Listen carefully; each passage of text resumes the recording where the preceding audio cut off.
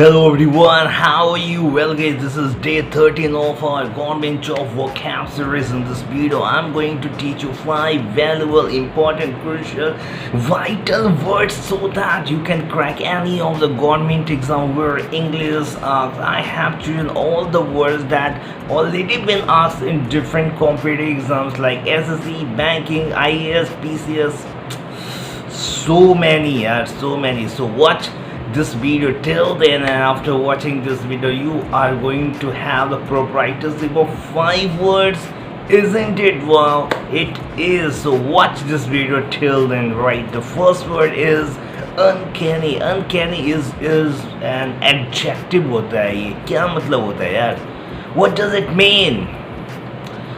Uncanny means strange, mysterious, difficult to explain is what uncanny है यार. अब सोनी पे कुछ साल पहले तक आता था सी आई डी में बहुत सारे केसेस वो सॉल्व करते थे. ऐसे तो वो स्क्रिप्टेड होते थे, लेकिन बहुत सारे केसेस, एक दो केसेस बहुत इंटरेस्टिंग मैंने देखा था.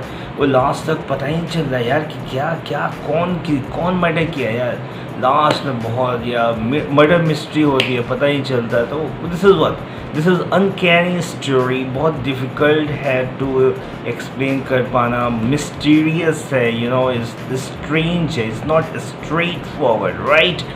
लाइक अब दो चीज़ें, जैसे क्या होता है, एक जो जादूगर और मैजिशियन होते हैं वो बहुत ही ज़्यादा अनकैनी एक्टिविटीज़ कर देते हैं, जो क्योंकि डिफ़िकल्ट टू एक्सप्लेन करना इम्पॉसिबल है यार तेरे लिए. मतलब how he manage to did it is something what is uncanny for you, isn't it? So I hope you got it. Second word is what? Sculpture.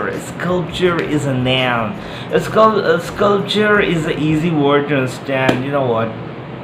अब एक पत्थर होता है, पत्थर में एक इंसान टुक टुक टुक टुक करके कोई मैन बना दे रहा है, कोई गॉड बना देते हैं, कोई बहुत ब्यूटीफुल स्टैचू बना देते हैं. सो दिस स्कल्पचर, या जो मतलब कोई चाहे वो वुड हो या स्टोन हो या कुछ भी हो, उसको एक वुड है यार, उसको अब he is mastery of to make sculpt. I mean, he's a sculptor. He can draw any sorts of like whatever. Suppose तुम चाहते हो कि मेरा वो एक स्टोन से मेरा एक ये कर दे, मेरा स्टैचू बना दे, तो स्टैचू बना देंगे. तो ऐसे लोग होते हैं जो इन ऐसे काम में एक्सपर्टीज रखते हैं, उसको हम स्कल्पचर कहते हैं, right. This sculpture is a noun. Third word is what?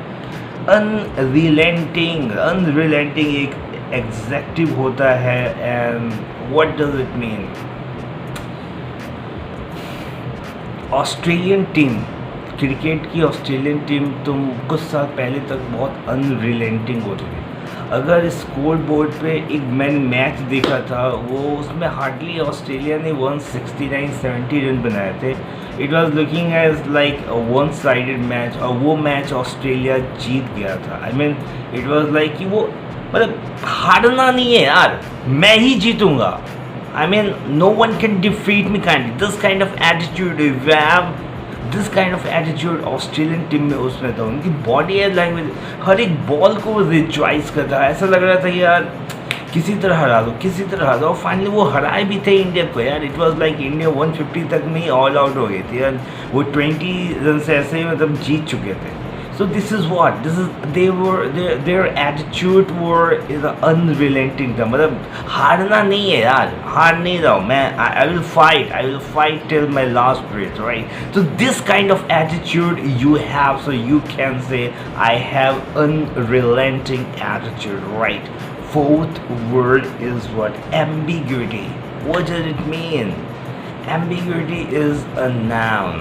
क्या मतलब होता है यार?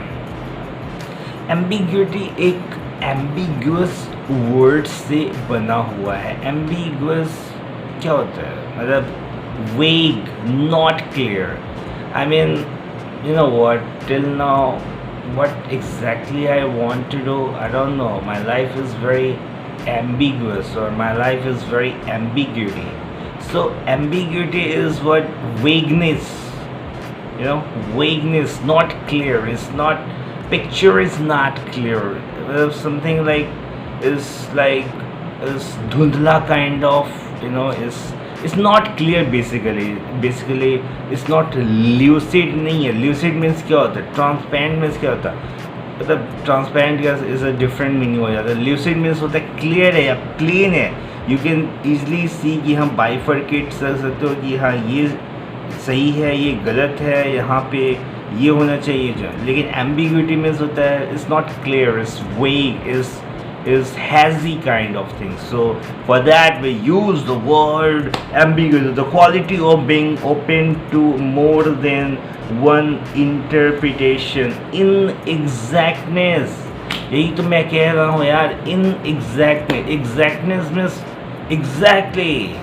Inexactness यार, this, it could be this, it could be this, it could be this. Ambiguity, right? Got it. Fourth word is, no, this is the fifth word, last but not the least word is poise. What does it mean? P-O-I-S. The poise is a noun. यार, calm and compose होना एक अच्छी बात होती है. calm जो compose होते हैं वो ऐसे ही नहीं होते, वो confident होते हैं.